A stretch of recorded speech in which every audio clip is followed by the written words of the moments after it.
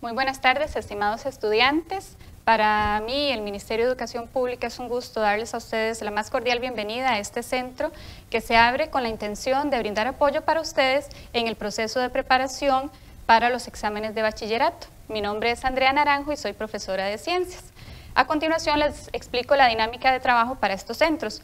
Vamos a hacer un breve repaso por aquellos temas que, según consultas, algunos estudiantes son los más importantes y posteriormente vamos a pasar a resolver algunos de los problemas que se relacionan con el tema y que consideramos más significativos.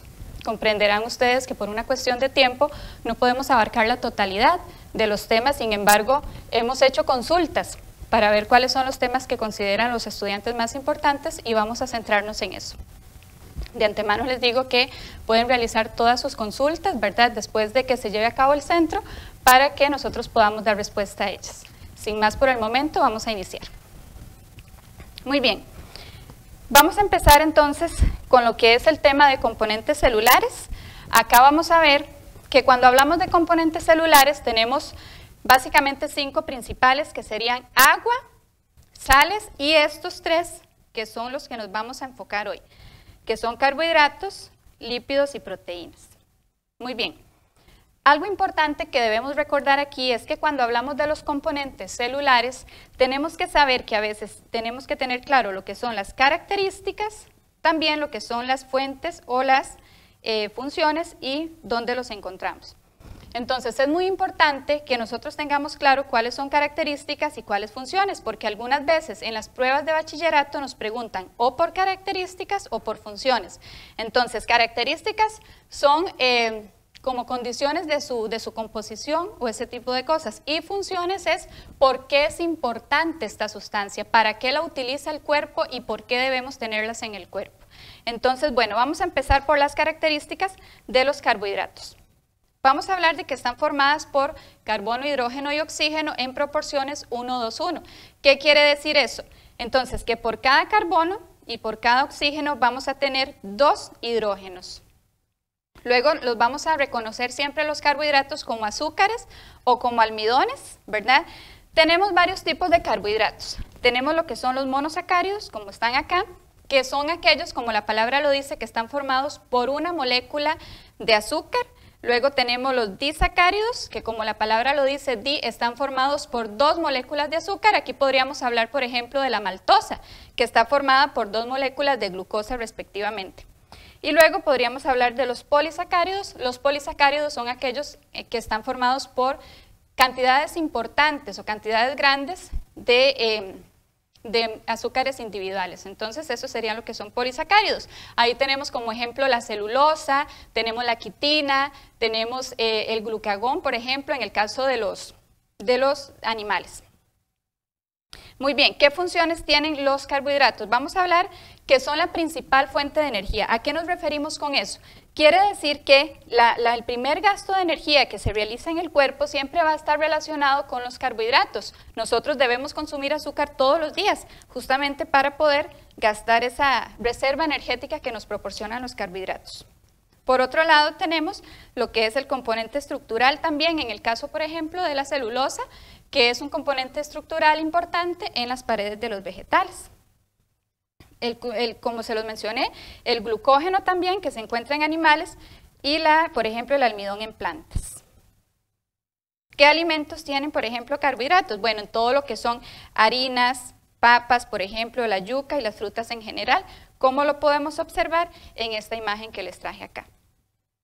Muy bien, vamos a otras de las sustancias, que serían los lípidos. Igual, recordemos que los lípidos vamos a hablar de lo que son las características y vamos a referirnos a veces también a funciones. Entonces es importante que tengamos claro cada una de estas situaciones. Cuando hablamos de características de lípidos, siempre vamos a recordar que los lípidos son grasas o aceites. Entonces, ¿a qué me refiero con eso? Bueno, ahí vamos a determinar una de las características más importantes en los lípidos, que son hidrofóbicos. ¿Qué quiere decir hidrofóbicos? Bueno, que no se llevan con el agua, por decirlo de algún modo, que no se pueden, son insolubles en solventes polares como el agua. Entonces siempre vamos a recordar, por ejemplo, el agua y el aceite no se mezclan, ¿verdad? Bueno, justamente porque el aceite es un lípido, ¿verdad? Entonces esa característica debemos siempre tomarla en cuenta. ¿Qué funciones tienen los lípidos en nuestro cuerpo? Almacenamiento de energía. Entonces, cuando nosotros, por ejemplo, gastamos los carbohidratos, nuestro cuerpo lo que hace es ir a la fuente de almacenamiento, que serían los lípidos. Entonces, los lípidos siempre nos van a servir de almacenamiento de energía. Y además también son componentes estructurales en lo que es la membrana celular. Entonces, esas serían dos de las funciones más importantes.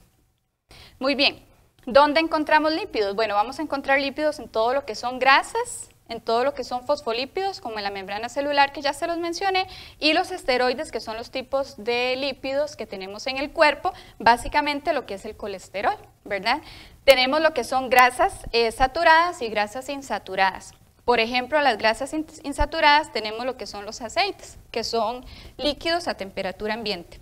Y por otro lado tenemos lo que son las grasas saturadas, como por ejemplo la mantequilla, que es sólida a temperatura ambiente. Las grasas saturadas, por ejemplo, son las que generan más daño en lo que es el metabolismo de los seres humanos, ¿verdad? Que incluso puede llegar a provocar problemas cardíacos. Muy bien. Por otro lado, tenemos lo que son las proteínas. Igual, tenemos características y tenemos funciones. Cuando nos referimos a características de las proteínas, tenemos una muy significativa, que es que están formadas por aminoácidos. ¿Okay? Entonces, siempre que veamos que están formadas por unidades que se llaman aminoácidos, vamos a recordar que son las proteínas. ¿Qué funciones tienen? Las proteínas tienen la característica de que sus funciones están muy bien determinadas, entonces es muy fácil identificarlas. Por ejemplo, podemos hablar de lo que es la función enzimática. Cuando hablamos de función enzimática de la proteína, se refiere a que funcionan dentro de nuestro cuerpo como catalizadores. ¿Y qué quiere decir catalizadores? Bueno, que aceleran reacciones químicas que en condiciones normales se llevarían a cabo de forma muy lenta dentro del cuerpo, pero gracias a estas proteínas se llevan a cabo en un tiempo con una velocidad mayor para que sean adecuados en el cuerpo de los seres humanos. Tenemos también lo que es la función estructural, como por ejemplo la queratina, que es parte de proteína importante de nuestro cabello. Por ejemplo, también tenemos otro tipo de proteína estructural en las uñas, como es el colágeno. Entonces, esto sería la función estructural. La función de almacenamiento, tenemos, por ejemplo, la ovoalbumina, que está presente en lo que es la yema del huevo, una función de almacenamiento.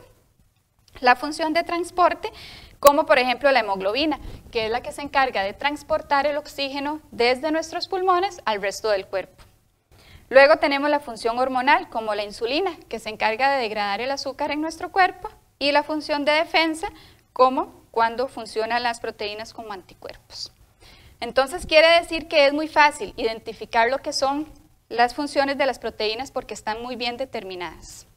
Muy bien, teniendo esto claro, vamos entonces a iniciar viendo algunas de las preguntas con las que ustedes se podrían enfrentar en la prueba de bachillerato de biología.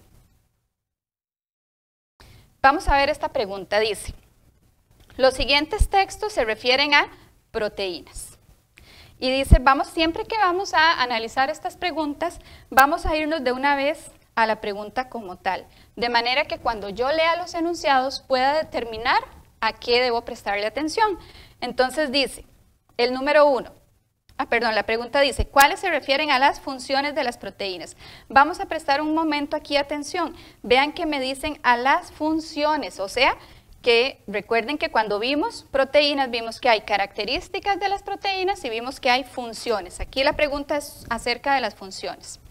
Dice la número 1, en las proteínas el carboxilo de un aminoácido se une al grupo amino de otro aminoácido. Esto es una característica. No me dicen para qué es importante, sino me dicen solamente, me hacen una descripción. La número 2 dice, las enzimas aumentan normalmente las velocidades de reacción en las que participan al menos 1 millón de veces. Eso quiere decir, ahí cuando me hablan de aumentar la velocidad, me están hablando entonces de una función enzimática, de una función catalizadora. Entonces aquí sí es función. Y la 3 dice, la presencia de la proteína colágena en la piel y el hueso les permite soportar la enorme fuerza de tensión a las que están sometidas estas estructuras. Aquí también me está hablando de por qué es importante, en este caso, la colágena para lo que es la piel y el hueso. Por lo tanto, eso también es una función. Tendríamos que funciones son la 2 y la 3. Por lo tanto, la respuesta correcta es la opción B. Pasemos a la siguiente. Dice así: las siguientes afirmaciones corresponden a constituyentes químicos de la célula. Y la pregunta es, ¿cuáles de las afirmaciones anteriores se refieren a lípidos? Entonces vamos a recordar todo lo relacionado con lípidos. La número 1 dice, están constituidos por una sola unidad y reciben el nombre de monosacáridos. Recordemos aquí, inmediatamente nos dicen, monosacáridos, ¿qué eran? Carbohidratos. ¿Ok? Los de 2 unidades disacáridos y los conformados por una o más polisacáridos. Entonces aquí tenemos que definitivamente es carbohidratos. La 2 dice, tienen consistencia grasosa o aceitosa. Vean, aquí está la clave. Consistencia grasosa o aceitosa. Son insolubles en agua. Aquí está la otra clave. Y solubles en disolventes no polares como el cloroformo y el éter. Bueno, definitivamente esta sin duda es lípido. La 3 dice, son constituyentes estructurales de las membranas celulares y constituyen el depósito de combustible celular, ¿ok? Aquí también recordemos que los fosfolípidos específicamente forman parte de lo que son las membranas celulares, entonces acá también me refiero a lípidos. Y la 4 dice, son parte fundamental de la estructura de las plantas y la fuente principal energética en los seres vivos. Esa también corresponde a carbohidratos. Muy bien, la pregunta es, ¿cuáles de ellas corresponden a lípidos? Entonces, sin duda, tenemos que la 2 y la 3. Por lo tanto, la opción correcta sería la C. Muy bien.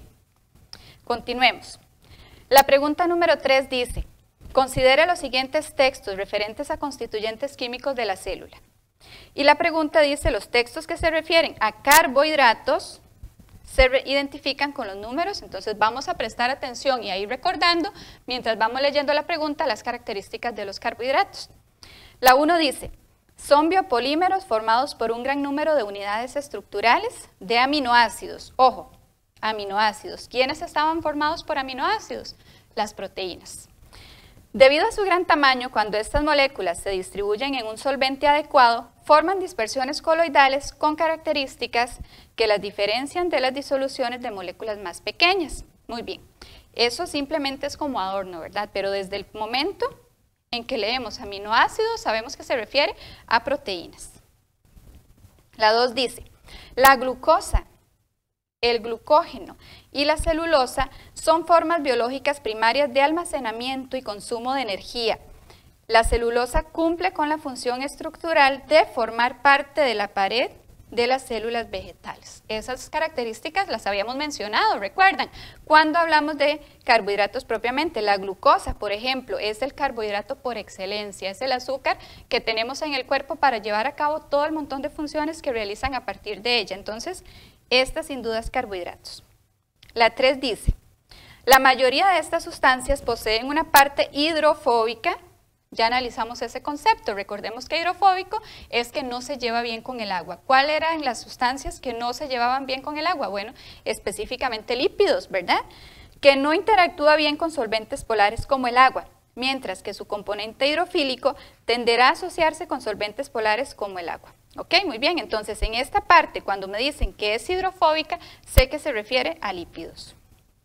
Y la 4 dice, son biomoléculas compuestas por carbono, hidrógeno y oxígeno, cuyas principales funciones en los seres vivos son de reserva energética y componentes estructurales. Bueno, ahí también recordemos que cuando me habla de componentes estructural es específicamente la celulosa, que forma parte de las paredes de las células vegetales. Entonces sería la 4 y, como ya habíamos visto, la 2. Por lo tanto, la respuesta correcta sería la opción D.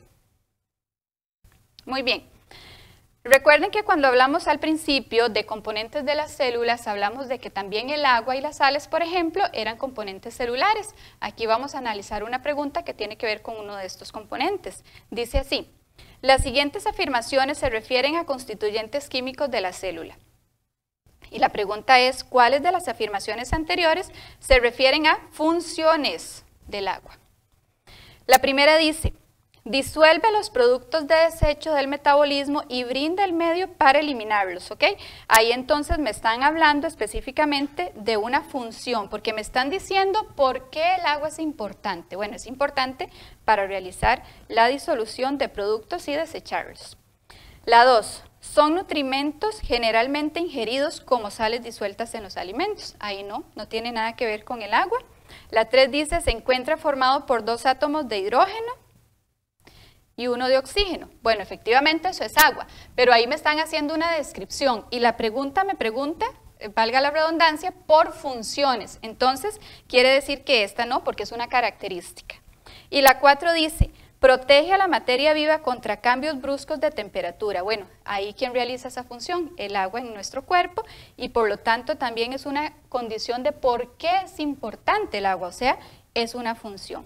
Aquí tendríamos entonces que las que se refieren a funciones son específicamente la 1 y la 4. Por lo tanto, la opción correcta sería la opción C. Muy bien.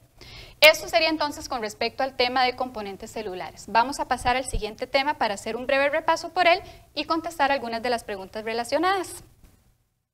El siguiente tema sería tipos de células. Cuando hablamos de diversidad celular, hablamos de que existen células procariotas, como esta que vemos acá, y luego las células eucariotas, que serían la célula eucariota animal y la célula eucariota vegetal. Vamos a mencionar algunas de las características más importantes de cada una de ellas.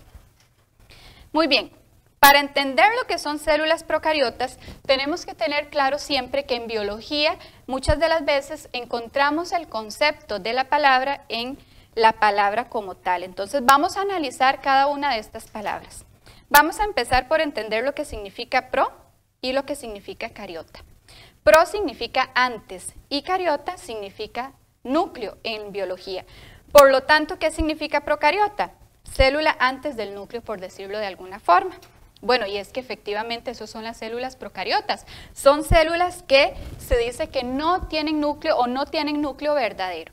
Entonces esa es la primera característica que vamos a identificar siempre. Células sin núcleo.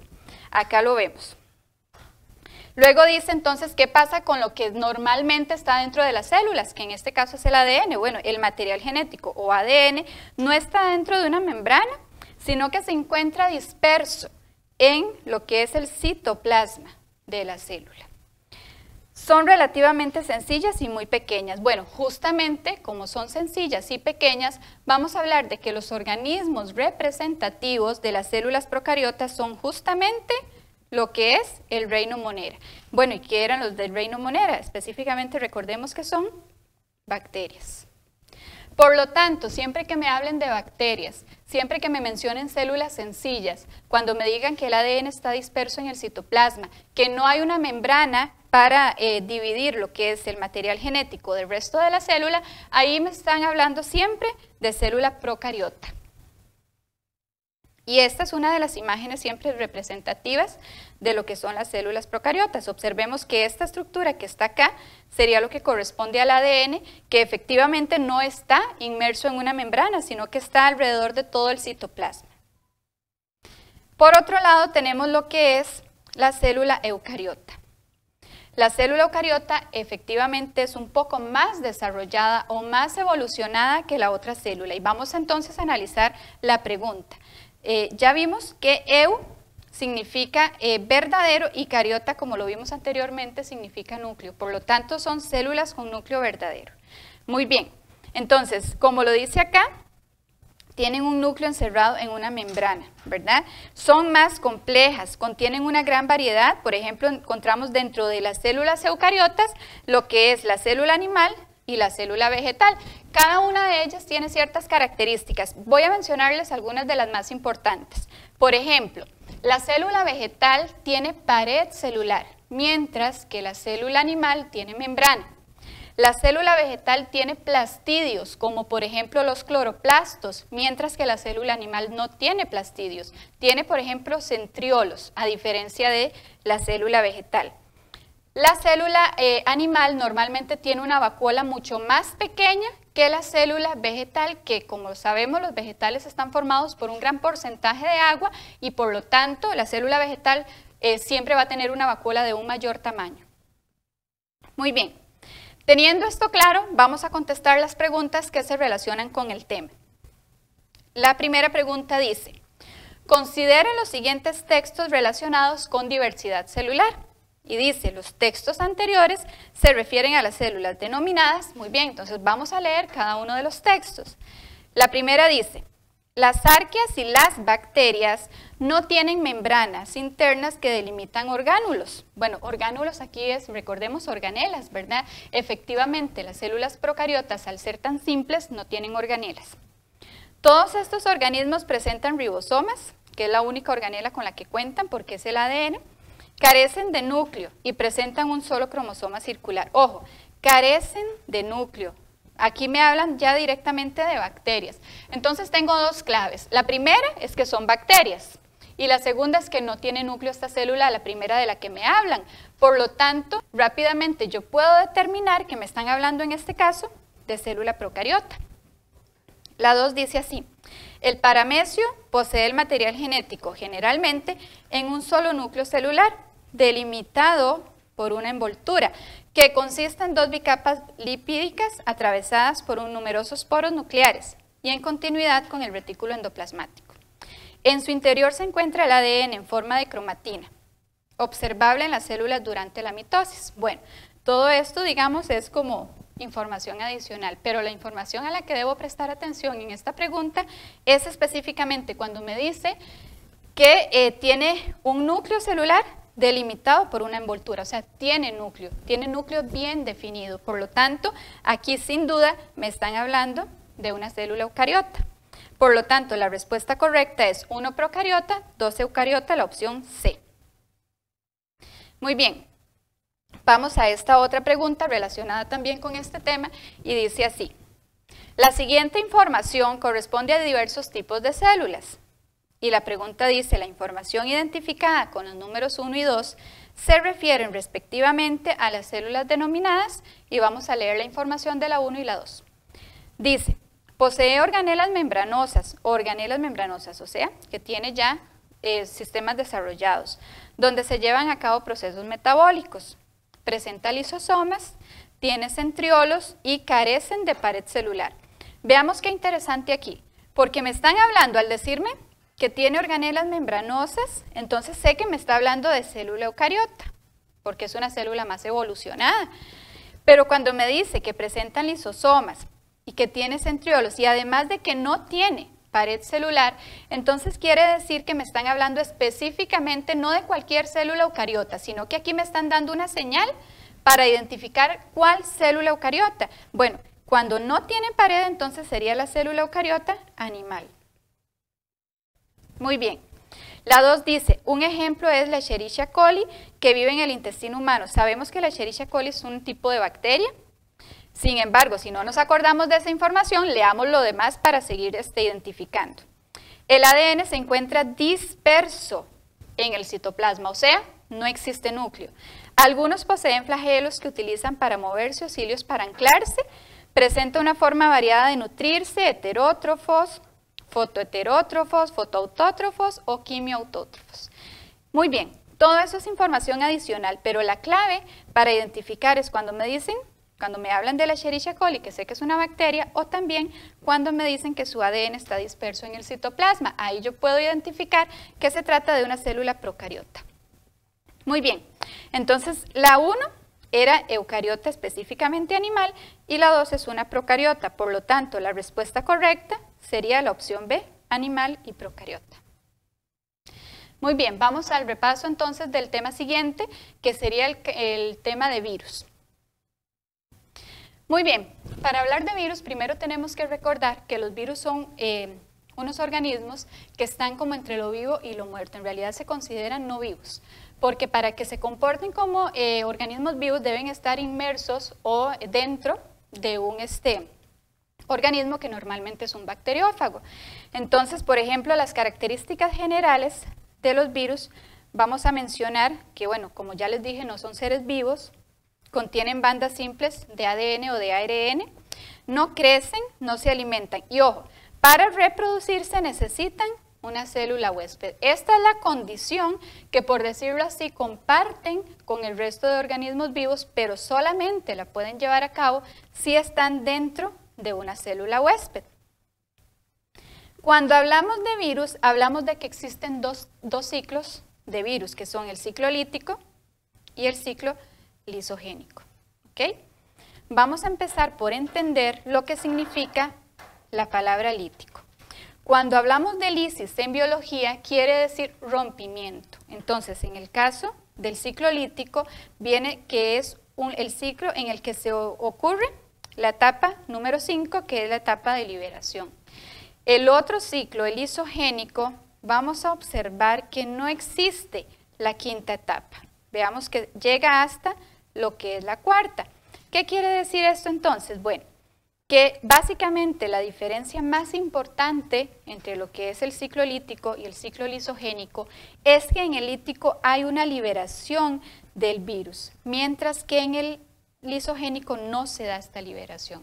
Eso es una diferencia muy importante. Muy bien, el resto de las etapas sería fijación, que es cuando el virus o el fago, que también se le llama, se une a su bacteria que va a ser huésped. La penetración es cuando el ADN del virus es inyectado dentro de la bacteria que va a servir de huésped. La duplicación o multiplicación es cuando el ADN del virus empieza a replicarse dentro de la bacteria o del huésped.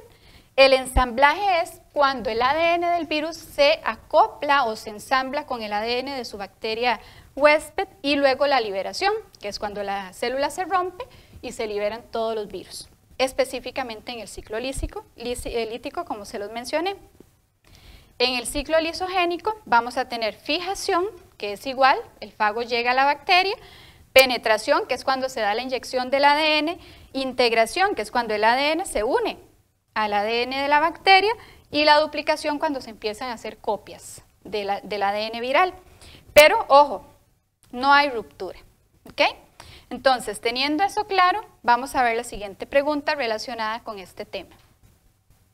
Dice así: ¿qué nombre recibe la etapa del ciclo viral lítico? Aquí ya me dicen de cuál específicamente me hablan. En la cual el material viral producido en la célula huésped se reúne de modo que el ADN viral se empaqueta dentro de las cubiertas proteínicas que constituyen la cápside y se forman nuevos virus. Vamos a recordar que cuando hablamos específicamente de reunir y de formar nuevos virus, estamos hablando de la etapa, veámoslo acá, se juntan y forman nuevos virus. ¿Okay? Entonces estaríamos hablando sin duda de la etapa de ensamblaje. La opción correcta ahí sería la opción C. Muy bien. Vamos a hablar un poco del tema de transporte a través de la membrana también, que es un tema importante. Muy bien, tenemos que cuando hablamos de transporte a través de la membrana celular, tenemos varios tipos de transporte. Las dos divisiones más importantes que vamos a llevar a cabo es cuando requiere energía o cuando no requiere energía. Básicamente, cuando el transporte requiere energía, hablamos de que es un transporte activo. Y cuando no requiere gasto de energía, hablamos de que es un transporte pasivo.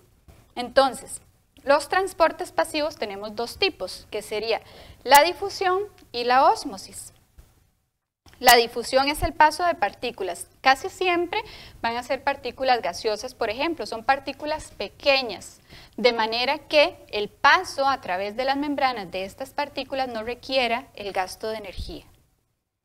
Cuando hablamos de ósmosis es el paso específicamente de una sustancia, por eso podemos identificar cuando se trata de ósmosis. Es el paso específicamente de agua a través de la membrana celular, de un medio de menor concentración a uno de mayor concentración. Por esa razón es que no requiere gasto de energía de la célula. Y por último tenemos lo que es el transporte activo. Recordemos que el transporte activo sí requiere gasto de energía y tenemos dos tipos de transporte activo, que sería la endocitosis y la exocitosis. Muy bien, vamos a empezar también por entender lo que son esos conceptos. Cuando me refiero a endo, recordemos que es hacia adentro. Entonces, endocitosis es el movimiento de partículas hacia adentro de la célula. Por eso se llama endo, hacia adentro. Y tenemos dos tipos de endocitosis, que sería la fagocitosis y la pinocitosis. Cuando hablo de fagocitosis son sustancias sólidas que entran a la célula.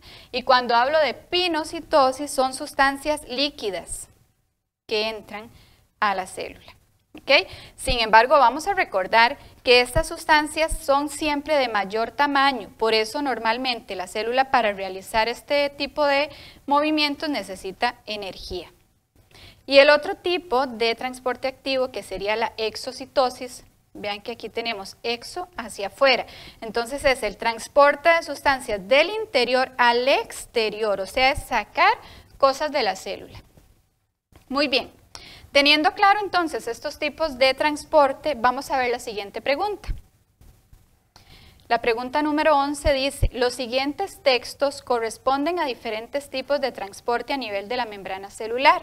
Y la pregunta como tal dice, ¿a cuáles tipos de transporte se refieren los textos anteriores? El primero dice, es el proceso donde el paso de agua es a través de una membrana relativamente semipermeable. El agua se mueve desde una región de menor concentración a una de mayor concentración. Bueno, acá me dan la clave. Definitivamente me están hablando de ósmosis sin duda. ¿Y por qué de ósmosis? Porque me hablan específicamente del agua. ¿De acuerdo? La 2 dice, es el proceso mediante el cual las células obtienen materiales grandes que no pueden pasar a través de la membrana, ¿ok? Entonces, cuando hablamos específicamente de moléculas grandes, estamos hablando de un transporte activo. Por lo tanto, acá, si me dicen el que la célula se está obteniendo, significa que ese movimiento es hacia adentro de la célula. Por lo tanto, estamos hablando específicamente de endocitosis en este caso. Y aquí tenemos que la primera es ósmosis y la segunda es endocitosis, por lo tanto la respuesta correcta es la opción D.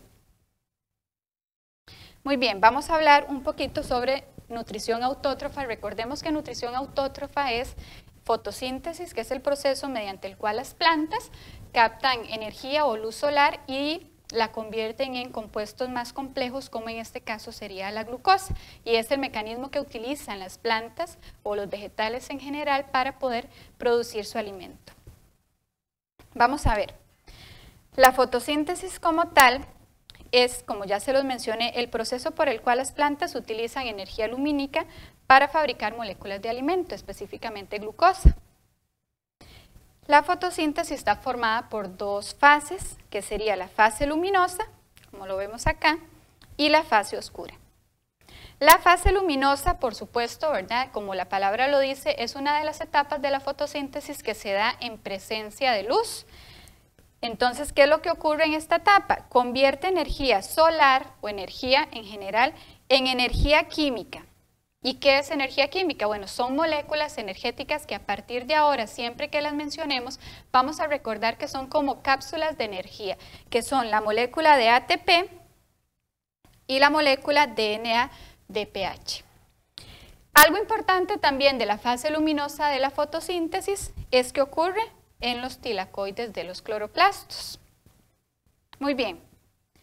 La fase luminosa a su vez se divide en dos etapas, que sería el fotosistema 2 y el fotosistema 1. ¿Qué ocurre en el fotosistema 2? Aquí se da la formación de ATP, que recuerden que son las moléculas energéticas que ya mencionamos. Se da la liberación de oxígeno también porque se rompen moléculas de agua y al haber rompimiento o lisis de agua, entonces se liberan moléculas o átomos de oxígeno. Eso en el fotosistema 2. Y por su parte, en el fotosistema 1 tenemos que se da la formación de la otra molécula de energía que habíamos mencionado, que es el NADPH. Muy bien, entonces, en conclusión, tenemos que en la fase luminosa se producen moléculas energéticas, se libera oxígeno, se da en presencia de luz y se da en los tilacoides, específicamente de los cloroplastos. Muy bien, pasemos a la fase oscura. Una vez que la planta ha realizado el proceso anterior, la fase luminosa, y ha elaborado las moléculas de energía y además también ha llevado a cabo lo que es la liberación de oxígeno, pasa a la fase oscura. La fase oscura también recibe el nombre de ciclo de Calvin. ¿Y aquí qué tenemos? Bueno, a partir del compuesto de ribulosa 1.5 difosfato, empieza el ciclo dándose la fijación o absorción de CO2. Recordemos que las plantas toman CO2 del ambiente para convertirlo en moléculas más complejas, como es el caso de la glucosa. Entonces, vean que aquí intervienen todas las moléculas energéticas que habíamos ya elaborado en la etapa anterior, o sea, en la etapa luminosa. Observemos. ¿Lo ven? Entonces, con la ayuda de todas esas moléculas energéticas, a partir de este compuesto que tengo acá y la fijación de CO2 que estamos llevando a cabo, vamos a elaborar en el ciclo de Calvin o en la fase oscura la famosa glucosa, que es justamente la función o el fin de la planta, porque a partir de la glucosa es que se va a llevar a cabo la alimentación del organismo vegetal. Entonces, ahí es donde termina ya el ciclo para volver a iniciar. Muy bien, teniendo claro entonces estas características de la fotosíntesis, vamos a ver la siguiente pregunta. Dice, las siguientes proposiciones se refieren al proceso de fotosíntesis. ¿Cuáles proposiciones corresponden a productos de la fase luminosa? Muy bien, vamos a recordar que, productos es lo que se genera, ¿de acuerdo? Entonces, dice, ¿azúcares simples? No. En el caso de la fotosíntesis, específicamente en la etapa de luminosa, no se genera azúcar. Entonces, esta no. Recordemos que las moléculas de energía era lo que se generaban y oxígeno. Entonces, NADPH, sí, el NADPH es una molécula energética que se produce en la fase luminosa. Almidón, no. ATP, sí, es la otra molécula energética que también se produce en esta etapa. Por lo tanto, tenemos que la opción correcta sería el 2 y el 4, por lo tanto sería la opción D. Muy bien. Nutrición heterótrofa es un tema que también se relaciona mucho con la fotosíntesis, porque yo digo siempre que es como igual que la fotosíntesis, pero al contrario, porque en realidad los compuestos que intervienen son los mismos, pero nada más que en direcciones diferentes. Por ejemplo, como ya vimos en la fotosíntesis se da liberación de oxígeno, en la respiración celular o en la nutrición heterótrofa se da más bien absorción de oxígeno y otras cosas en las que también son contrarias. La respiración celular, como dice acá, es el proceso biológico que realizan las células vivas en la cual se descompone la glucosa. En nuestro caso, por ejemplo, en el caso de los seres humanos, ¿de dónde tomamos esa glucosa? Bueno, de los alimentos. ¿Y para qué? Justamente con el fin de obtener energía química en forma de ATP. Entonces, recordemos que nosotros ingerimos alimentos, específicamente puede ser carbohidratos, como ya lo mencionamos, y a partir de ahí vamos a obtener la energía que necesitamos para realizar todas nuestras actividades diarias. Bueno, ¿cómo ocurre eso? Así como lo estamos viendo en un proceso de respiración celular. Tomamos la glucosa y la convertimos en energía, y esa energía la utilizamos para llevar a cabo todas las actividades diarias. Muy bien. La respiración celular está dividida en dos etapas. Una de estas etapas es, como lo vemos aquí, anaeróbica y otra es aeróbica. Entonces, ¿qué significa anaeróbica? Anaeróbica significa sin oxígeno, ¿ok? Mientras que aeróbica significa en presencia de oxígeno. Entonces, la glucólisis es la etapa justamente que se da en el citoplasma y que se da en ausencia de oxígeno. Dice que, ¿qué es lo que pasa? Recordemos que lisis en biología significa rompimiento y acá de la partícula de glucosa. Entonces, glucólisis, ¿qué significa? Que simplemente la molécula de glucosa se divide en dos, ¿ok? Y esas dos moléculas que surgen a partir de ese rompimiento de la molécula de glucosa se llaman ácidos pirúvicos. Esos ácidos pirúvicos justamente los produce en la etapa anaeróbica porque los vamos a utilizar en la siguiente etapa, que es propiamente ya la etapa aeróbica, o sea, en presencia de oxígeno. Aquí tenemos dos etapas, que serían el ciclo de Krebs y la cadena respiratoria. En el ciclo de Krebs lo que ocurre es que el ácido pirúvico que ya se produjo en la etapa anterior, ¿verdad?, formado en la glucólisis, como ya lo vimos, se transforma en otra sustancia y justamente ahí sufre transformaciones para generar ATP, NADPH y FAT2, que son moléculas energéticas. Y a partir de esa elaboración de moléculas energéticas vamos a tener la liberación de CO2, que recordemos que justamente es la sustancia que nosotros liberamos en el proceso de expiración, ¿verdad? Respiramos oxígeno, expiramos CO2. Y de ahí justamente viene ese CO2. Y por último se da lo que es la cadena respiratoria, que es un transporte grande de muchos electrones, ¿verdad? Como una corriente de electrones. Y a partir de esa corriente de electrones va a ocurrir que se forman muchas moléculas energéticas. En total tenemos la formación de 36 moléculas de energía que vamos a utilizar diariamente para realizar todas nuestras actividades diarias. Muy bien, aquí tenemos entonces la siguiente pregunta. ¿Cuál de las siguientes opciones se refiere al ciclo de Krebs? Y la A dice, reacciones enzimáticas que se realizan en la mitocondria en condiciones aeróbicas y degrada el ácido pirúvico hasta obtener CO2. Bueno, véanlo acá. ¿Ven? Dice que a partir del ácido pirúvico se degrada, se obtienen moléculas energéticas y se forma CO2. Por lo tanto, sin duda, aquí estamos hablando del ciclo de Krebs. Sin embargo, leamos las demás para estar seguros. La B dice, reacciones químicas que concluyen con la ruptura de glucosa. No, recordemos que la ruptura de glucosa se da en la glucólisis, que es la primera etapa. Se realizan los ribosomas, mediante el cual los electrones provenientes de la degradación de la glucosa pasan de un aceptor a otro. Esto es corriente de electrones, ¿verdad? Entonces, esta tampoco.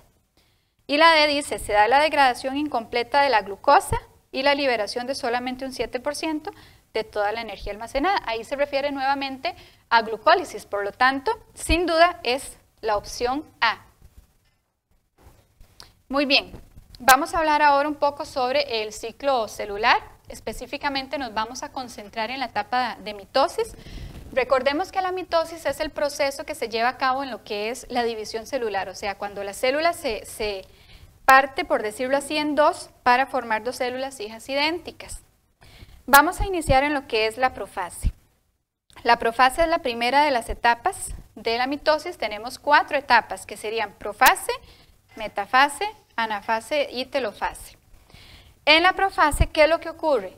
Vamos a recordar que lo que pasa en la profase es que la membrana nuclear empieza a disolverse. Dejamos de verla. Si lo estuviéramos viendo en un microscopio, esa membrana ya no es visible. ¿Qué pasa con los cromosomas? Empiezan a formarse. Antes de que la célula entre en división celular, los cromosomas están formados como cromatina. Entonces es como por decir así, todo el ADN revuelto. Entonces, una vez que la célula entra en profase, los cromosomas empiezan a formarse y ya los vemos en caso de que lo estuviésemos viendo en un microscopio. Los centriolos empiezan a migrar a los polos y empieza la formación del uso acromático. Eso sería lo que es profase. Vamos a metafase. En la metafase tiene una característica muy importante, que es que los cromosomas todos se van a alinear en el ecuador de la célula. Entonces, siempre se van a formar en la placa metafásica, por decirlo así. Y acá ya todas las fibritas del uso acromático, observemos que están totalmente formadas y están sujetadas o pegadas a los cinetocoros del centrómero de cada uno de los cromosomas. Por último, tenemos acá la anafase.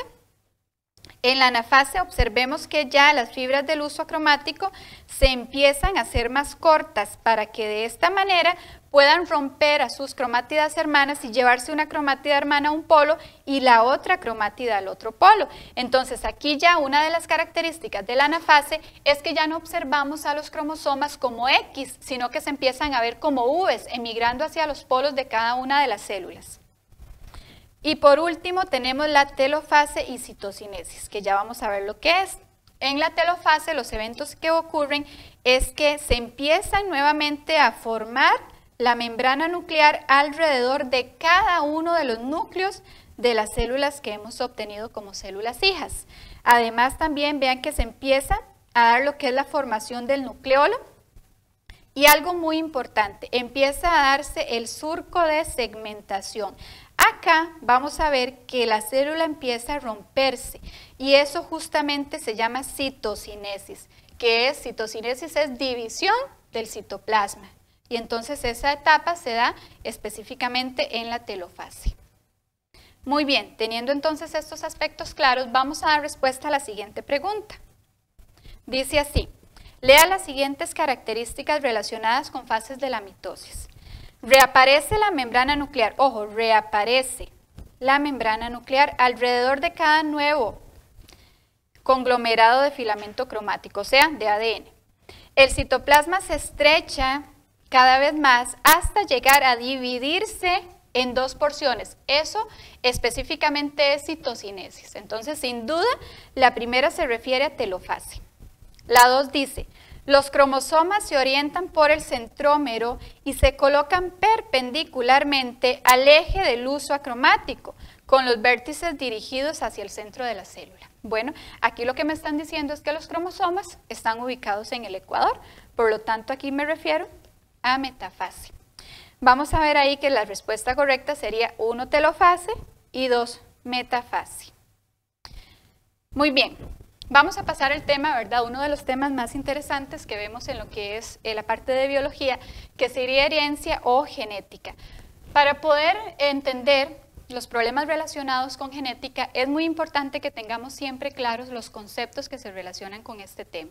Una vez que hemos entendido los conceptos, podemos entonces resolver los problemas relacionados con el tema.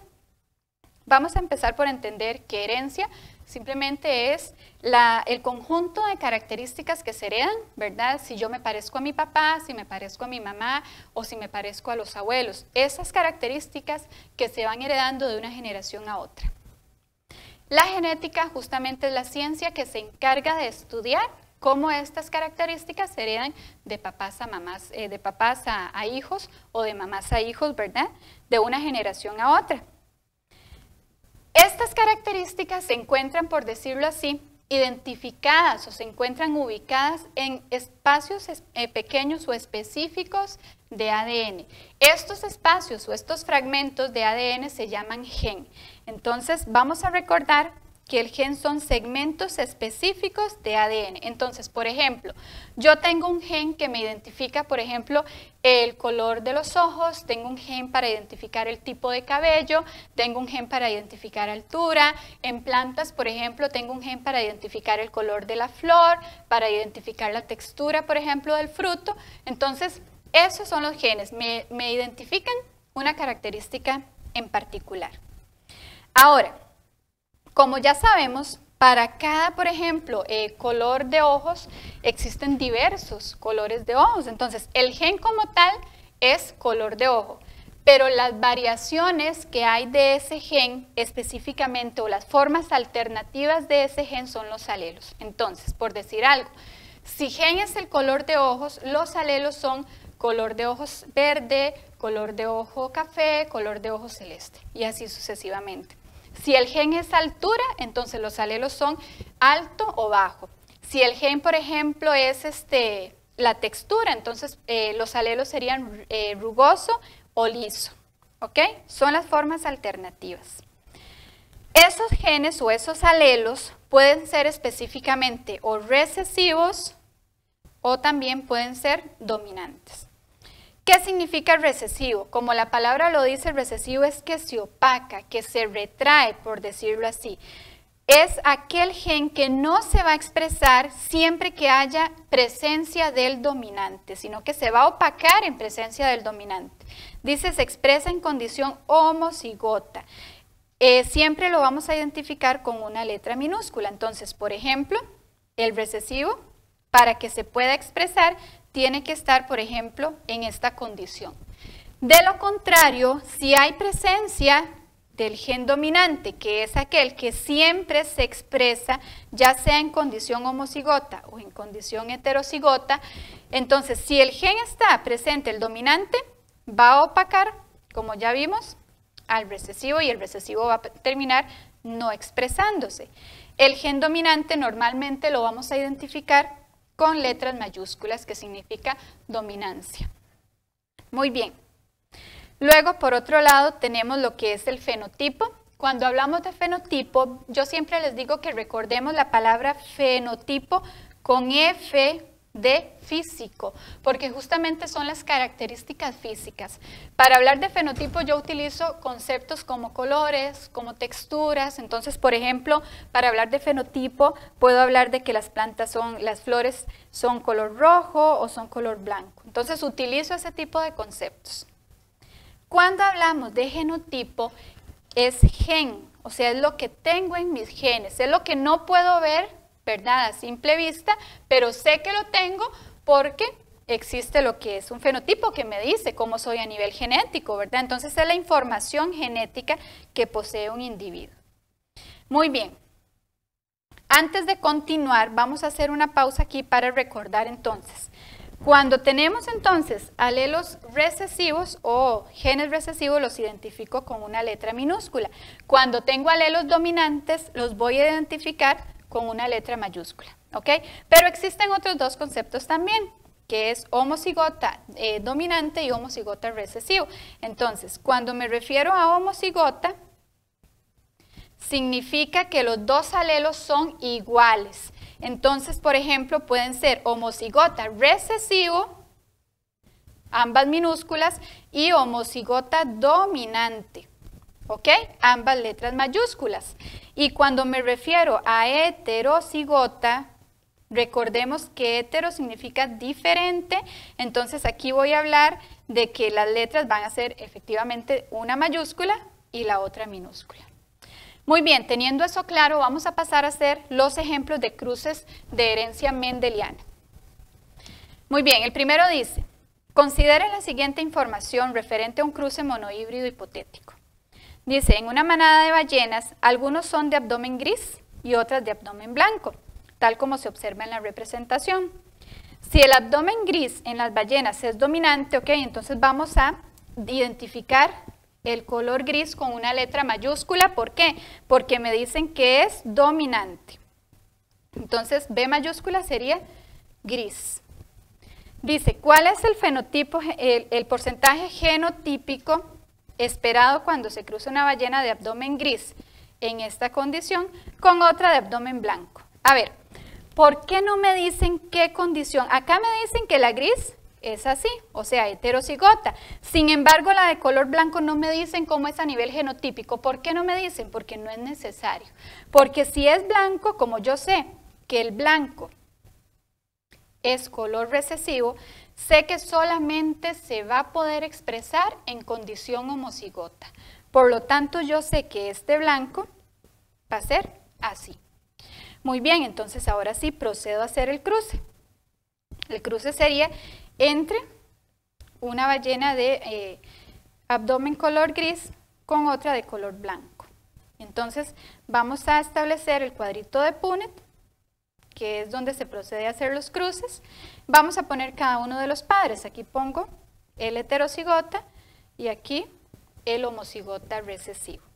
Muy bien, hago cruces. Esto sería B mayúscula, B minúscula, B minúscula, B minúscula, B mayúscula, B minúscula y minúscula, minúscula. Muy bien.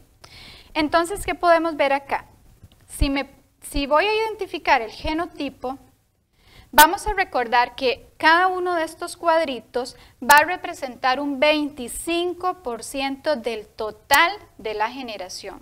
Entonces, este cuadrito es un 25%, este es otro, y este es otro, y esto es otro, para en total un 100%.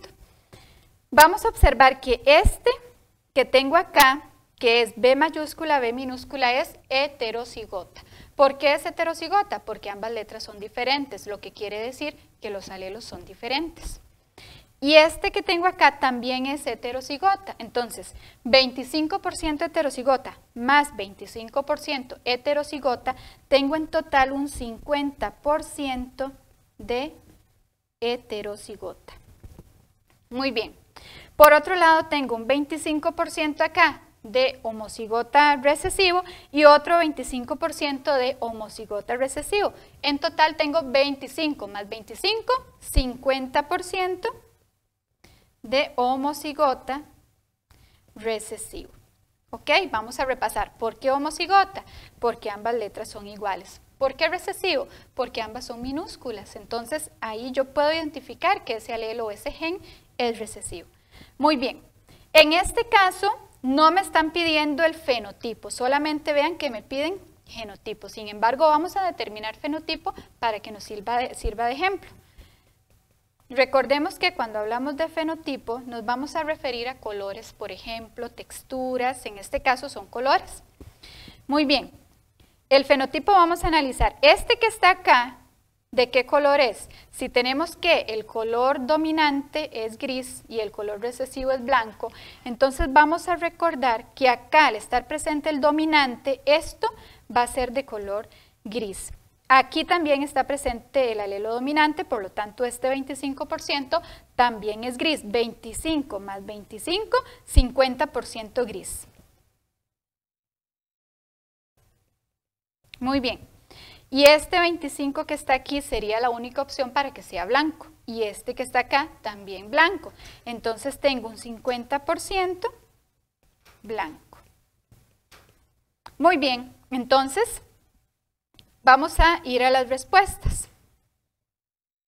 Las respuestas dicen 50% heterocigota, que es lo que obtuvimos, y 50% homocigota dominante. Entonces, sin duda, la respuesta correcta es la opción B. Muy bien, pasemos a la siguiente.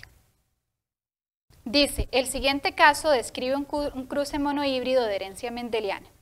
En la planta de guisantes, el color amarillo de la semilla es dominante. Entonces, vamos a colocar A mayúscula para el color amarillo. Dice sobre el verde, por lo tanto, A minúscula va a ser color verde. Muy bien. Dice, determine los fenotipos, o sea, aquí me están preguntando por condición de colores, y sus porcentajes en la descendencia del siguiente cruzamiento. Plantas con semillas amarillo heterocigota, o sea, amarillo heterocigota, entonces, ¿en qué condición la vamos a tener? Sería esta. Por plantas con semillas verdes. Como el color verde es recesivo, nuevamente tenemos que, para que una planta obtenga ese color, tiene que ser homocigota, ¿verdad? Entonces vamos a tener color verde. Muy bien, hacemos entonces el cruce en el cuadrito de Punnett. Vamos a tener que un padre es heterocigota y el otro es homocigota recesivo, ¿verdad? Para que sea color verde. Tenemos mayúscula, minúscula, minúscula, minúscula, mayúscula, minúscula y minúscula. Entonces, observemos que este que está acá va a ser color amarillo porque el alelo dominante está presente. Este que está acá va a ser amarillo también porque el alelo dominante está presente de igual forma. Y estos que están aquí, estos dos, van a ser verdes. Entonces, tengo que el 50% va a ser amarillo y el otro 50% van a ser color verde. Muy bien, entonces vamos a buscar la respuesta. Dice 50%. Vamos a ver algo aquí importante. Veamos la respuesta A.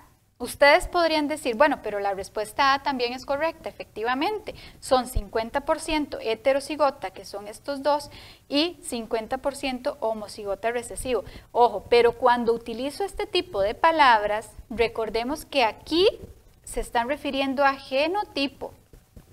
Y la pregunta es que determine los fenotipos. Entonces, lo que tengo que buscar es la respuesta que me da colores, por ejemplo, que es en este caso la característica que mencionan. Entonces aquí sería 50% de semillas amarillas y 50% de semillas verdes. Muy bien, entonces tengamos también ese cuidado, ¿verdad? Cuando me preguntan genotipo o fenotipo, tengo que saber identificar qué es lo que me están preguntando. Muy bien. Ahora, para continuar, vamos a hablar un poquitito de un tema que se llama herencia ligada al sexo.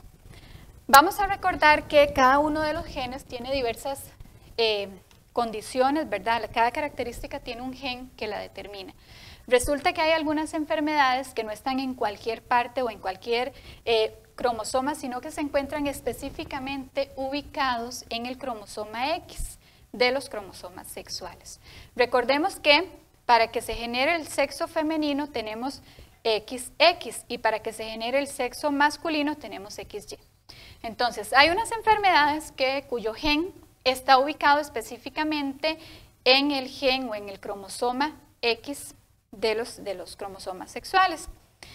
Estas enfermedades tienen la característica de que son enfermedades recesivas, es decir, solamente se generan en condición de recesividad. Muy bien, son dos de estas enfermedades que serían el daltonismo y la hemofilia. El daltonismo es un defecto visual que tienen algunas personas, ¿verdad?, para distinguir específicamente entre los colores rojo y verde principalmente, y la hemofilia es una carencia en la capacidad de coagular la sangre. Entonces, vamos a ver la siguiente condición. Como ya lo mencionamos, recordemos que las mujeres tenemos 2 cromosomas X y el hombre tiene un cromosoma X y uno Y. Por lo tanto, podríamos decir que la mujer tiene más opciones para padecer o no la enfermedad, mientras que el hombre se reducen un poco las opciones porque solamente tiene un cromosoma X. Entonces, tenemos la siguiente condición. Vimos que la enfermedad es recesiva. Quiere decir que solamente se expresa en condición de, para que lo entendamos, de letra minúscula. Muy bien, tenemos este caso, por ejemplo, que es una mujer, XX. Si la D mayúscula y D mayúscula en ambas, quiere decir que es una mujer sana, porque recordemos nuevamente que la enfermedad es recesiva. Tenemos esta otra mujer, que tenemos D mayúscula, D minúscula. Ojo, aquí está la enfermedad, pero no la padece, solamente la porta. Entonces hablamos de que es una mujer portadora. Aquí tenemos otra mujer y es minúscula, minúscula. Por lo tanto, aquí sí tenemos a una mujer enferma, porque como el gen es recesivo y aquí está presente en condición homocigota, por lo tanto es enferma. En el caso del hombre, tenemos que esto es un hombre, pero como tenemos el gen dominante, significa que el hombre es sano. Y esta es la otra opción, que es que el gen sea recesivo, por lo tanto aquí el hombre ya es enfermo. ¿Ok? En el caso, por ejemplo, de la hemofilia se comporta exactamente igual, exactamente lo mismo, pero lo vamos a identificar con H's, ¿verdad? Para identificarlo y diferenciarlo del daltonismo. Muy bien, vamos a hacer un ejemplo relacionado con esto. Dice, considera la siguiente información sobre un cruce de herencia ligada al sexo. Dice, Carlos es daltónico, ¿ok? Entonces vamos a ir de una vez poniendo la información que nos da el problema. Dice que Carlos es daltónico. Por lo tanto, bueno, para que tengamos la condición masculina tenemos XY. Y para que sea daltónico quiere decir que posee la enfermedad, o sea, posee el gen recesivo. Muy bien. Dice, su padre es daltónico y su madre es portadora. Se casa con Marta, que tiene visión normal no portadora. O sea, Marta es sana. Entonces tengo X, X y además de D. Recordemos que para que sea sana, ambas letras deben ser mayúsculas para que no porte el gen recesivo. Muy bien, la pregunta es, ¿cuál es el porcentaje genotípico esperado de que Jaime sea daltónico? Muy bien, vamos entonces a hacer el cruce para identificar, vamos a borrar acá para tener más espacio, vamos a hacer el cruce para identificar entonces la condición de un hijo entre ellos dos. Ok, entonces tenemos que Carlos es daltónico, entonces vamos a hacer igual siempre en estos cruces, utilizamos el cuadrito de Punnett. Tenemos entonces a la mamá que es sana y tenemos el caso de el papá Carlos que sería daltónico. Entonces tengo X de mayúscula con X de minúscula, X de mayúscula con X de minúscula, X de mayúscula Y, X de mayúscula Y. Muy bien, observemos. En el caso de que sean mujeres, como estas que están acá, tengo que ambos casos serían portadoras, o sea que no padecen la enfermedad. Y en el caso de los hombres, X de mayúscula Y, X de mayúscula Y, tampoco son enfermos, son sanos porque tienen el gen dominante. Entonces, en este caso quiere decir que la posibilidad o el porcentaje esperado de que Jaime el hijo sea daltónico es de 0%. No hay ninguna posibilidad de que el niño padezca la enfermedad. Muy bien, sigamos con este otro ejemplo. Este ejemplo de genética es muy interesante porque vean que hasta el momento, ¿verdad? Hemos mencionado que la genética es o genes dominantes o genes recesivos. Sin embargo, en este caso que lo quise poner justamente porque tiene una particularidad, es herencia intermedia o genes de herencia incompleta también se llaman. ¿Y por qué? Bueno, para que lo entendamos de una manera fácil, vamos a imaginarnos que tenemos plantas con flores de color rojo y otras con flores de color blanco. En lo que hemos visto hasta ahora, por ejemplo, que si se mezclan entre flores rojas y blancas, vamos a obtener o rojas o blancas. Bueno, este caso específicamente curioso, surge algo particular, que no se obtienen ni flores rojas ni flores blancas, sino que se obtienen flores rosadas. Entonces, por eso se llama justamente herencia intermedia o herencia incompleta. Justamente vamos a leer entonces este problema que se relaciona con el tema. Dice, las flores conocidas como boca de dragón deben su color a un par de genes de presencia que presentan, dominancia incompleta. Algo muy importante es que a ustedes les deben indicar dentro del problema que se refiere a dominancia incompleta. ¿De acuerdo? Dice, un gen R en condición homocigota determina el color rojo y un gen B mayúscula en condición homocigota determina el color blanco. O sea, RR va a ser rojo y BB va a ser blanco. Vean que de hecho aquí utilizamos letras diferentes, ¿verdad? Hasta el momento habíamos utilizado la misma letra, mayúscula, minúscula, pero acá no, porque son totalmente diferentes el uno del otro. Entonces dice, determina el color rojo y un gen B en condición homocigota el color blanco.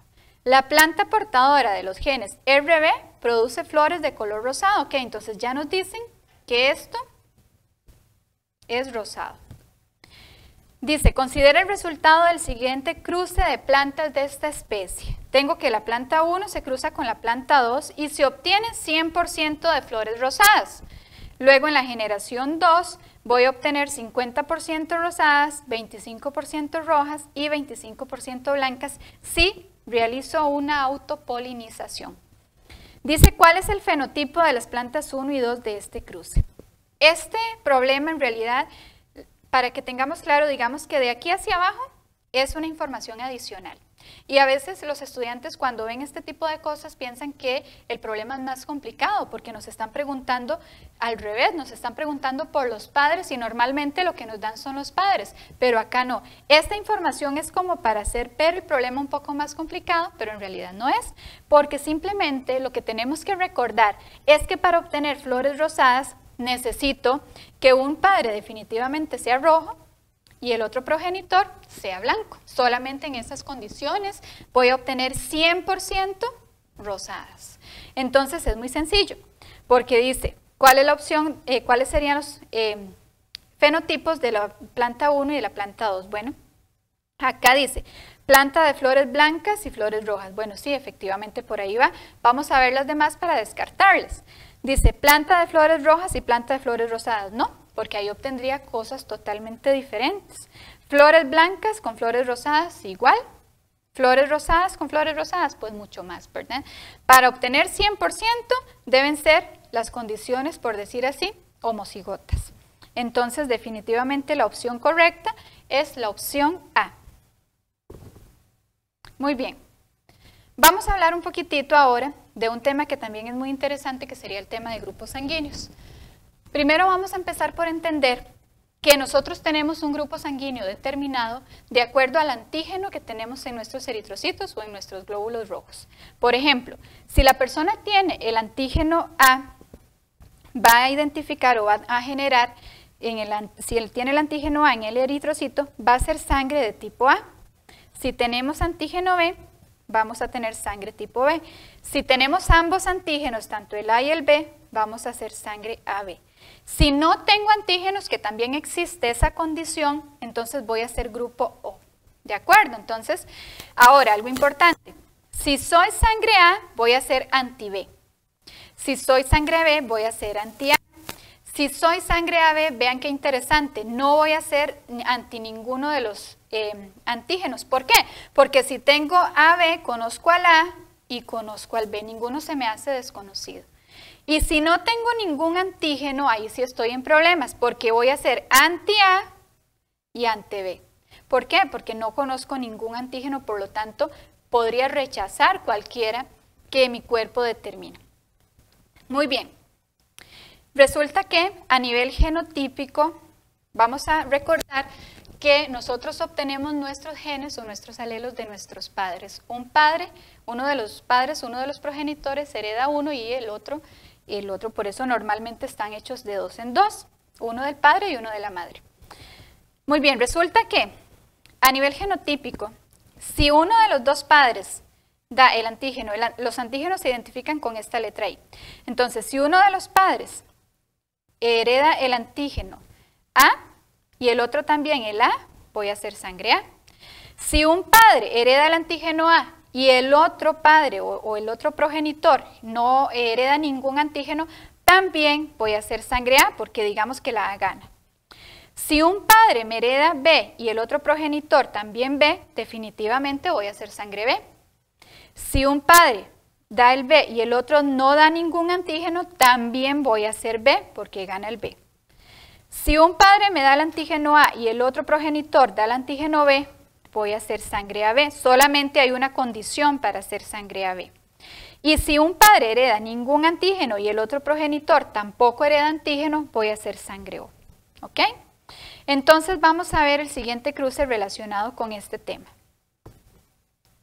Dice así. A continuación se presenta un caso relacionado con herencia de grupos sanguíneos. Dice Luis, cuyo grupo sanguíneo es AB. ¿Okay? Tenemos entonces a Luis, que es AB. Si es AB, vamos a recordar que genotípicamente tiene que ser que tiene el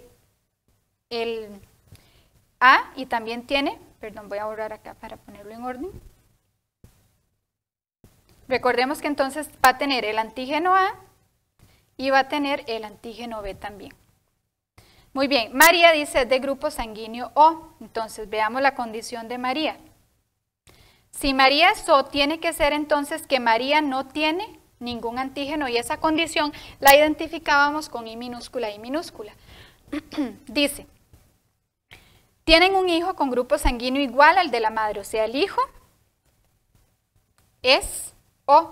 Por lo tanto, genotípicamente el hijo es también I minúscula, I minúscula. Dice que Luis tiene sospechas de su paternidad y solicita un examen para corroborarlo. Muy bien, vamos a ver, dice, ¿cuál de los siguientes grupos sanguíneos es posible para el padre biológico? Bueno, efectivamente, vean qué interesante porque acá, si nosotros realizamos el cruce de grupos sanguíneos entre Luis y María, vamos a determinar que en ninguna de las condiciones o en ninguno de los casos se podría obtener hijos con sangre O. Veámoslo aquí para que vean que así es. Si tengo Luis AB, entonces sería, vamos a hacer el cuadrito. Tengo que Luis es antígeno A, antígeno B y María, ningún antígeno.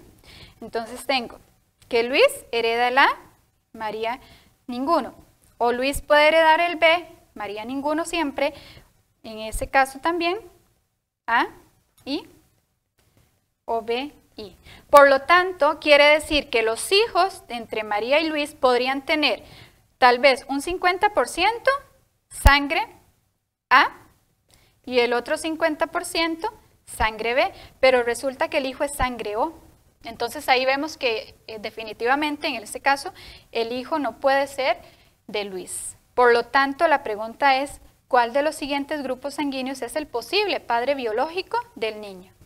Muy bien, entonces recordemos que ese padre biológico que ya identificamos que no es Luis, debe entonces tener al menos un antígeno I minúscula para poder heredarlo a su hijo, de manera que María le herede un antígeno I minúscula y el otro se lo herede ese posible padre. Entonces quiere decir que la opción A definitivamente no es, porque si fuese A, entonces sí podría ser como ya lo vimos el caso de Luis. Si fuese la opción B, tendría antígeno o A o también el otro A, o sea que sería sangre A. Si fuese la opción C, tampoco, porque veamos que tiene antígenos B. En el caso de la opción D, veamos que aquí tiene ningún antígeno y por lo tanto entonces puede darse la posibilidad de que María le herede el antígeno I minúscula y el otro padre el otro I minúscula. Por lo tanto, la opción correcta sería la D, que es el que posee el antígeno I minúscula. Muy bien, vamos ahora a lo que es el tema de biotecnología. Acá vamos a recordar que biotecnología, ¿verdad?, es la rama de la ciencia que nos dice cómo se puede manipular las condiciones genéticas de los organismos. Entonces tenemos varias formas de manipular a nivel genético los seres vivos. La primera es la selección artificial.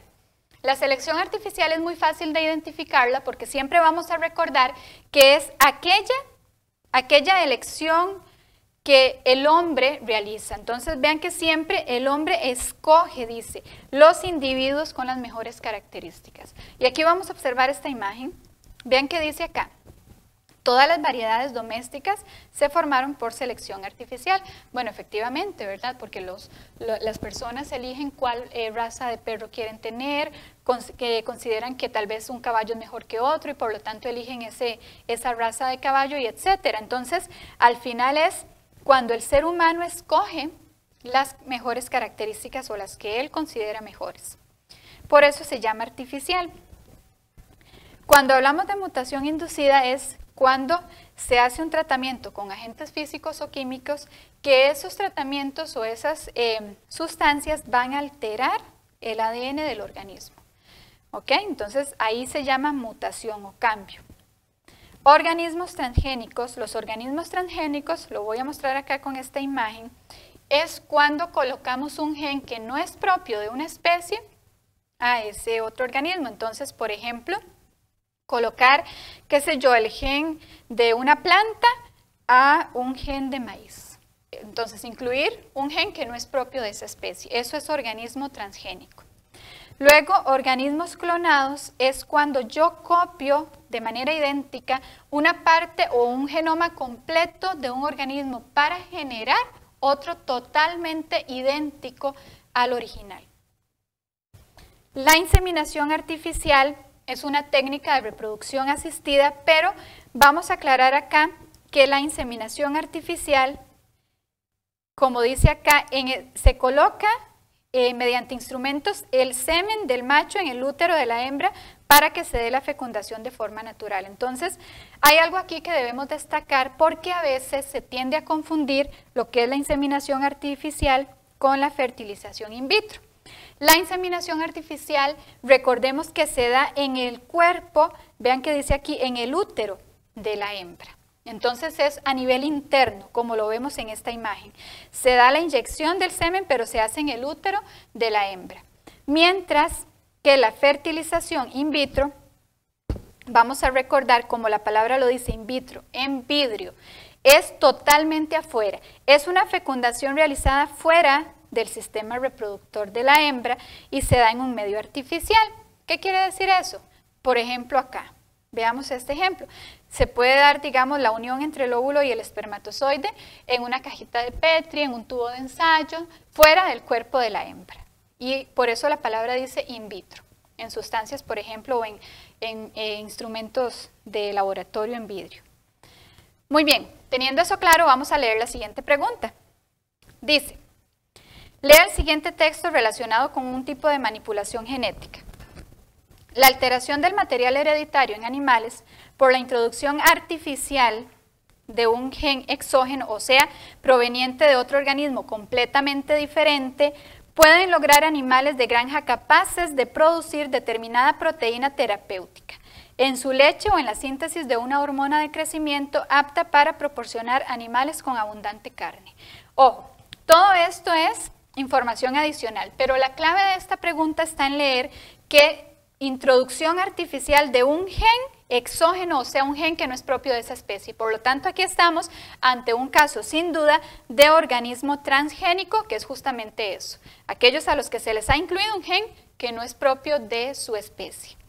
Muy bien, la siguiente pregunta dice: lea con atención la siguiente información referente a una técnica de manipulación genética. Dice: se practica con mamíferos de interés zootécnico y especies zoológicas exóticas. El semen del macho debe ser colocado en las vías reproductivas de la hembra en el momento de la ovulación. Esta técnica es ampliamente aplicada, dado que tiene muchas ventajas, como el mejoramiento genético, reducción del riesgo de transmisión de enfermedades y mejor aprovechamiento de esperma de buena calidad. En humanos se aplica principalmente en casos de infertilidad. Muy bien, entonces, vean que acá nos están hablando de que el semen debe ser colocado en las vías reproductoras de la hembra, o sea, en el cuerpo de la hembra. Por lo tanto, como ya lo vimos, este caso es de inseminación artificial. Muy bien, vamos a hablar un poco sobre agentes que provocan la microevolución, que es el siguiente tema. Vamos a recordar que en agentes que provocan, primero vamos a identificar lo que es microevolución. Recordemos que la microevolución es como una especie o unos organismos van evolucionando de manera muy pausada, con cambios que realmente a veces son poco notorios, pero poco a poco, ¿verdad? Cómo se va transmitiendo de una generación a otra estos cambios. Entonces, tenemos que el primer agente sería la selección natural. Selección natural, recordemos, por ejemplo, que nos dice que es cuando a nivel natural, o sea, la naturaleza escoge las mejores características para mantenerlas, las características más aptas, por eso se habla de sobrevivencia del más apto. Por otro lado, tenemos mutaciones, que es cuando hay un cambio repentino en el ADN de algún organismo y este cambio se hereda de una generación a otra. La reproducción sexual es cuando hay combinación de óvulos y de espermatozoides, ¿verdad? Que son células que han pasado por un proceso de meiosis y por lo tanto, al ocurrir un proceso de meiosis hay un intercambio de material genético y al haber este intercambio normalmente surgen condiciones diferentes al de los progenitores. Luego tenemos desplazamiento genético al azar, que el desplazamiento genético al azar es cuando en alguna población normalmente pequeña ocurre un cambio o una eliminación total de un gen, a veces incluso por eventos aislados, puede ser la erupción volcánica, puede ser una inundación, etc. Entonces, como era una población pequeña, ese gen o esas características estaban presentes en pocos individuos de esa población y al ocurrir un evento catastrófico, al morir los individuos, este gen o este alelo muere también con los individuos. Por otro lado, tenemos lo que es migración genética, que la migración genética se refiere a cuando un individuo pasa de un lugar a otro y se entremezcla con los individuos que ya vivían en ese lugar y por lo tanto surgen nuevas características. La migración genética, por ejemplo, ocurre mucho cuando se da que las aves migran de un lugar a otro y en esa migración llevan semillas y por lo tanto a la hora de salir estas semillas de su estómago van a entrecruzarse con las especies que ya habitaban en ese otro lugar. Por ejemplo, eso sería un caso. Muy bien, vamos a ver alguna pregunta relacionada con este tema. Dice, los siguientes textos se refieren a agentes de la microevolución. Movimiento de un organismo, individuo o población de un lugar a otro, eso es migración genética. Dice, es la producción de cambios aleatorios de las frecuencias alélicas en poblaciones pequeñas. Vean, aquí me dan una clave. Cuando me hablan de poblaciones pequeñas, me hablan de desplazamiento genético al azar. Luego dice, produce cambios en los alelos de los genes presentes en una población grande entre generaciones sucesivas. Bueno, cuando me hablan de poblaciones grandes, normalmente no me están hablando de desplazamiento genético al azar, me pueden hablar de mutaciones, me pueden hablar, por ejemplo, incluso de migración genética. Pero en este caso, la que se refiere a desplazamiento genético al azar sería solamente la 2, la opción A. Ok, ahora vamos a hablar un poquito sobre el tema de evidencias del proceso evolutivo. Vamos a recordar que las evidencias del proceso evolutivo son aquellas pruebas, por decirlo de alguna forma, que me ayudan a determinar que evidentemente hemos evolucionado o hemos cambiado a lo largo del tiempo y que además también hace suponer que venimos de un ancestro en común, porque justamente esas son las cosas que podemos identificar al utilizar estas evidencias o estas pruebas evolutivas. Entonces, vamos a hablar de lo que son las evidencias embriológicas. Evidencias embriológicas es cuando se hace comparación de embriones. Entonces vean que, por ejemplo, en esta ilustración tenemos el embrión de un pez, de un reptil, de un ave y de un humano. Y vean que realmente todas son muy similares. Entonces eso es comparación de embriones y determinar que a nivel embrionario o en la etapa embrionaria los diferentes organismos hemos sido muy similares. Las evidencias paleontológicas es hacer estudio de fósiles, identificar qué características tenían nuestros antepasados. Las evidencias anatómicas es hacer un estudio de lo que son las partes del cuerpo. Entonces, por ejemplo, acá se hace una comparación entre lo que es el brazo de un ser humano, la pata de un gato, la aleta de una ballena y el ala de un murciélago. Que en realidad que vean que todos tienen la misma cantidad de huesos, pero todos en estructuras diferentes debido a que todos han tenido una adaptación de acuerdo a sus necesidades, ¿verdad? Por ejemplo, el ser humano para manipular cosas, el gato pues para igual trasladarse, la ballena para poder nadar, el murciélago para poder volar. Entonces, pero a nivel anatómico somos similares. Y las evidencias bioquímicas es hacer análisis de sustancias biológicas como ADN o ARN y encontrar ciertas relaciones entre ellos. Muy bien, la pregunta que se relaciona con el tema dice, los siguientes textos se refieren a evidencias del proceso evolutivo. ¿A cuáles evidencias se refieren? Bueno, la primera dice, la uniformidad de la composición química y en los procesos metabólicos de los seres vivos revelan la existencia de antepasados comunes. Ojo, me hablan de composición química, por lo tanto son evidencias bioquímicas. Luego dice, el estudio de los fósiles permite establecer un registro que, aunque no es completo, permite reconstruir las filogenias, es decir, las historias evolutivas de muchos grupos de plantas y animales. Ojo, aquí está la clave. Fósiles, evidencias paleontológicas. Entonces, la primera es bioquímica y la segunda es paleontológica. La opción C es la correcta. Acá vemos también que en la 1, también es del mismo tema, observemos que están haciendo una comparación entre la extremidad de un caballo y la de una ave, y evidentemente están encontrando similitudes, entonces es una evidencia anatómica. Por otro lado, están haciendo un análisis entre los embriones de una especie de pollo, conejo y humano. Por lo tanto, la primera es anatómica y la segunda, sin duda, es embriológica. La correcta sería la opción B. Muy bien, ahora vamos a analizar esta pregunta que se refiere a las diferentes teorías sobre el origen de la vida. Dice, vamos a recordar que existen varias teorías, ¿verdad? Como lo que es la generación espontánea, que me decía que la vida surge a partir de lo no vivo, el origen quimiosintético, que vamos a recordar que nos dice que la vida surge a partir de la unión de sustancias que ya existían en el planeta, que a la hora de irse uniendo formaban sustancias más complejas y a partir de ahí surgió la vida, o la panspermia, que me dice que la vida viene de seres fuera de nuestro planeta. Entonces vamos a leer esta pregunta. Dice, sostiene que existen por todas partes del universo gérmenes de seres organizados en estado latente, que pueden desarrollarse si encuentran un medio con las condiciones adecuadas para ello. Postula que, en consecuencia, la vida en la Tierra pudo generarse al caer algún meteorito portador de estos gérmenes. Así, la vida podría propagarse por el universo tal como las plantas que se reproducen por esporas. Vean que acá la clave está específicamente cuando me dicen que en condiciones que pudo haber traído de un meteorito, o sea, me está hablando que eso pudo haber venido de fuera de nuestro planeta Tierra. Por lo tanto, cuando me habla de ese tipo de situaciones, específicamente me está hablando de la teoría panspermia. Muy bien, esta es otra pregunta del mismo tema. Dice, Paracelso describió la siguiente observación. Cerdas de cola de caballo producen gusanos al colocarlos en agua. Jean-Baptiste Van Helmont en el siglo XVIII daba la siguiente receta. Almacenar camisas sudadas y trigo en un lugar oscuro, a los 21 días se tenían pequeños ratones.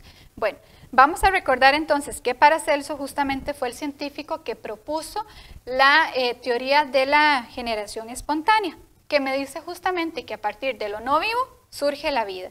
Y es entonces este el caso, porque me están diciendo que, por ejemplo, en las cerdas de cola de caballo, al ponerlas en agua, surgen gusanos, o que de la ropa sucia surgen ratones. Entonces, es generación espontánea. Muy bien, para ya ir más o menos terminando, vamos a hacer un breve repaso por lo que es el tema de los reinos biológicos y vamos a analizar algunas preguntas.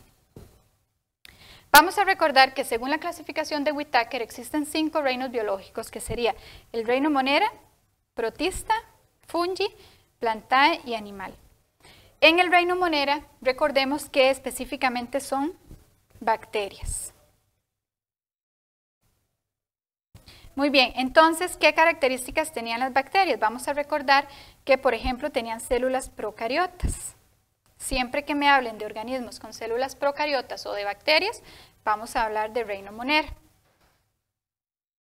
Muy bien, después vamos a ver que vamos a hacer una división. De aquí hacia arriba, todos los demás organismos son células eucariotas. Van a contener células eucariotas. En el caso de los protistas, por ejemplo, son organismos igual muy simples, pero ya de ahí para arriba tienen células eucariotas y por lo tanto algunos son células unicelulares, son organismos unicelulares. Fungi, tenemos desde mohos, levaduras, todo lo que son hongos. Plantae, desde algunas algas, briófitas, hasta las plantas más complejas como las gimnospermas o las angiospermas. Y por último, los animales, desde las esponjas del mar porífera hasta los vertebrados más desarrollados, ¿verdad? Todos esos serían organismos del reino animal. Vamos a ir analizando las preguntas. Dice, lea la siguiente información sobre un organismo perteneciente a un reino biológico. Dice, la Escherichia coli, bueno, recordemos que esta sustancia, este organismo es una bacteria, ¿verdad? Entonces, por ejemplo, inmediatamente si me hablan de Escherichia coli, yo ya sé que me están hablando de una bacteria. Dice, es una bacteria del grupo de los bacilos que vive en el intestino de los seres humanos. Carece de núcleo, ojo, o sea, célula procariota, y de organismos membranosos y presenta ribosomas. Ok, que no tenga organelas también era una característica de las células procariotas. Que carece de núcleo también es una característica de las células procariotas. Sin embargo, todo eso es una información adicional, porque en el momento en el que me dicen bacteria, yo ya sé que pertenece al reino Monera. Por lo tanto, la opción correcta es la opción C. Ok, vamos a ver la siguiente. Dice, pertenece al género Morchella.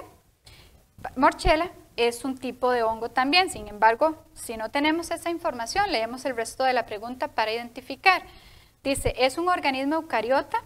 Entonces ya sabemos que definitivamente no es Monera porque es eucariota y el reino protista hacia arriba todos eran eucariotas. Dice multicelular, en el que se observa una estructura semejante a un tallo, sobre la cual se desarrolla un cuerpo fructífero ovalado bastante llamativo, donde se desarrollan las esporas. Por su apariencia se le llama comúnmente colmenilla. Carece de clorofila y tejidos vasculares, y sus células tienen paredes celulares. Se unen al sustrato por medio de fibras alargadas. Muy bien, vamos a recordar, vamos a irnos hacia atrás y vamos a recordar que, por ejemplo, los hongos o los organismos del reino fungi tienen la característica de que muchas veces se confunden con plantas porque están pegadas a un sustrato, quiere decir que no pueden tener movilidad. Sin embargo, ¿qué es lo que las hace diferente? Bueno, específicamente, entre otras características de su composición estructural, una de las características que más diferencia al reino fungi del reino animal es que los hongos no son autótrofos como las plantas, sino que los hongos se alimentan por medio de filtración. Descomponen el sustrato en el que se encuentran y filtran. Son organismos saprófitos, quiere decir que se alimentan de materia en descomposición. Entonces, recordando la pregunta, volviendo a la pregunta, dice que tienen un tallo o algo semejante a un tallo, pero algo acá carecen de clorofila. Por lo tanto, si carecen de clorofila, quiere decir que no pueden realizar fotosíntesis. Y entonces ahí me están hablando específicamente del reino fungi. La siguiente pregunta dice, considere las siguientes características referentes a un reino biológico. Necesitan del agua para completar su ciclo reproductivo. Presentan tejidos diferenciados y vasos conductores. Son pluricelulares y autótrofos. Recordemos que por ejemplo, tengan vasos conductores. Por ejemplo, ahí estamos hablando de las plantas. Y si nos dicen que es autótrofos, con más razón podemos saber que efectivamente sería el reino Plantae. Ok, la siguiente pregunta, ya para ir terminando, dice, la siguiente información se refiere a un ciclo biogeoquímico. Vamos a ver, dice, la combustión industrial y los volcanes contribuyen en su ciclo. Ok, recordemos que hay diversos ciclos, ¿verdad? En la naturaleza, como por ejemplo el ciclo del nitrógeno, el ciclo del carbono, el fósforo y el azufre. Lo que hay que hacer en este caso es identificar siempre cuál es la condición que nos están planteando para poder ver de cuál sustancia específicamente nos están hablando. Cuando nos hablan de combustión, por ejemplo, es sustancias que se generan por ejemplo, cuando algo se quema. Entonces ahí podríamos hablar de CO2 o de CO. Entonces aquí, por ejemplo, nos refieren a carbono. Se combina con el oxígeno para formar compuestos gaseosos. Bueno, efectivamente puede ser los compuestos gaseosos CO2 o CO. Y luego dice, la vida orgánica se basa en propiedades particulares de este elemento. Recordemos que cuando hablamos de, por ejemplo, química orgánica, nos referimos a la química del carbón. Forma compuestos energéticos para los organismos autótrofos y heterótrofos. Compuestos energéticos, recordemos que a partir de la glucosa, que es C6H12O6, formamos entonces lo que son diferentes compuestos energéticos. Entonces aquí tenemos carbono. Uno de los compuestos gaseosos es necesario para los procesos fotoquímicos. Bueno, ¿cuál sería este compuesto? El CO2. Entonces, definitivamente en todos los casos nos mencionaron características o cualidades relacionadas con el compuesto de carbono. Por lo tanto, aquí sería el ciclo del carbono. Muy bien. Con esta pregunta estamos llegando entonces al final de este centro. Espero que para ustedes de verdad sea muy valioso. Pueden hacer todas sus consultas a través de la página del Ministerio de Educación Pública del Facebook para poder nosotros aclarar cualquier duda que tengan. Espero que sea muy útil y de mucho provecho para ustedes. Muchísimas gracias.